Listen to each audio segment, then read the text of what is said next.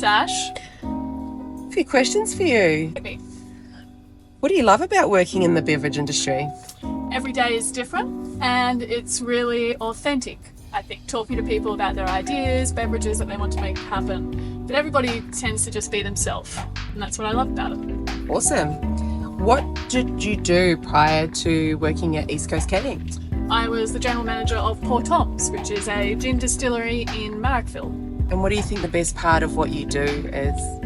Definitely helping founders bring their drinks ideas to life and seeing it go from just something on paper to being a beverage in their head. What do people need to know to launch a beverage in Australia? Everything. There's so much, from how to actually formulate your ingredients to container deposit schemes, barcodes, working with major retailers, deciding if you want to have a distributor, packaging. There's a lot. But you don't know until and then once you do, you're good. So I wouldn't let it discourage you. You just ask people for help, and most of the time they'll help you. What's a lesson you'd love to see people not make twice? Definitely letting enthusiasm take the place of forecasting. So I think sometimes when you have a great idea and you're really excited by it, you just want to go for the biggest possible, lowest possible cost scenario instead of slowly building, going out of stock, making sure that you can slowly build up your brand and build up that rate of sale. What does being successful in the Australian drinks industry take, in your opinion? I think being equally smart with operations as marketing and branding. You've got to build a great brand with really smart marketing that can build a community around your product, but you equally have to be very smart about forecasting, operations, costs, and working with great partners and retailers. Where are we off to today? We're going to One Drop, which is a great customer of ours, where we print all of their cans, but also hoping to find pizza somewhere along the way. Awesome. What's the best piece of advice you've received, both or in industry or outside of industry? That's a great question. Do it nice or do it twice. I learned back when I was bartending. I always liked that one. I think it's true about trying your absolute best to do something of quality and do it really well. Otherwise, you'll just end up having to do it again anyhow, which is true. What often surprises you day to day when talking to customers?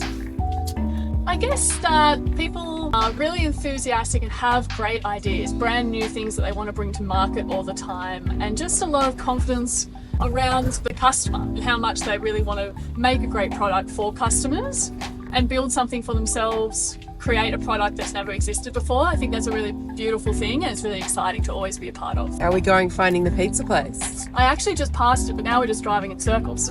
What's one thing people don't know about how drinks are made? Probably lots of things, often that they're made with co-packers or manufacturers, how we use Cody filling machines to pack things like oxygen, and nitro is used when we're not doing carbonated beverages. There's so much, but definitely around probably how we use co-packers to actually fill the product into cans. What types of products are people canning right now? Lots and lots of stuff. We were just talking to this morning someone who's packing and created a beverage brand around skin ingredients. We've seen soap being canned, there's olive oil being canned. Of course, there's always beers, but there's lots in non-alc or low-alc and kinds of beverages that are good for you. Things like protein, lots of that kind of thing. What's the weirdest or yummiest flavour you've tasted in drinks? I actually really like carrot juice when it's used. It's something a bit unusual, but you see it in quite a lot of beverages, and it gives a kind of spicy note almost in drinks. And it's not something that you hear of as ingredients on its own, but it's in lots of different beverages. How important is sustainability to you? Incredibly important. I think it's really important for us to leave the world better than what we found it, and to try to make things better as we go along. It's not to say we can't have great beverages, but we can do our bit about using things that are fully recyclable, like cans, and trying to be smarter and smarter as we go along the supply chain. What do you think will happen in the beverage industry in the next 5 years?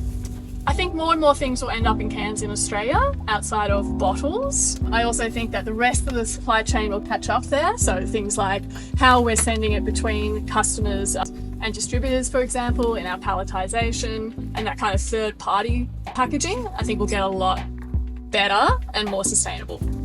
What do you want to see come into 2030?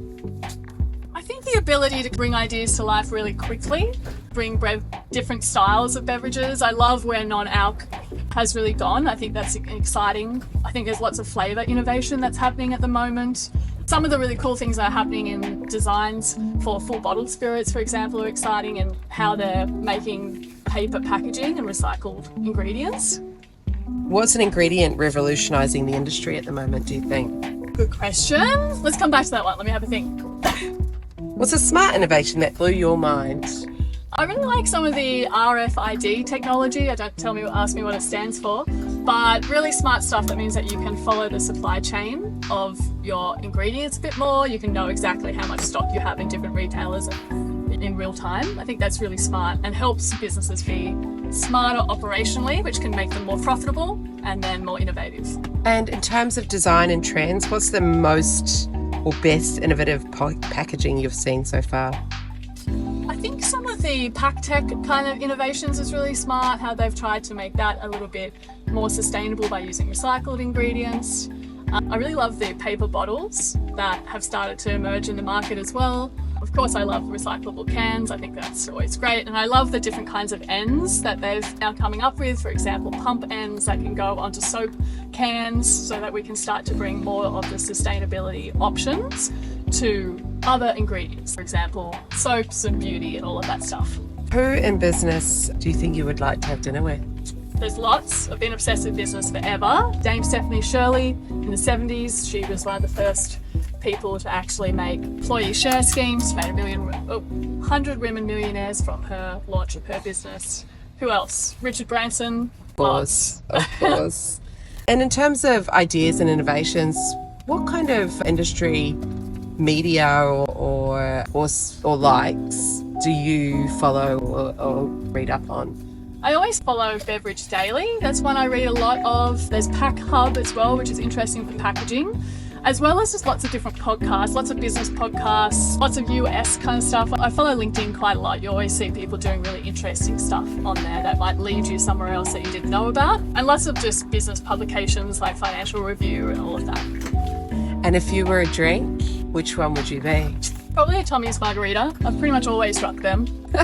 Classic, but just a little different. Awesome. Thanks, Gem. Cheers. Bye. Thank you.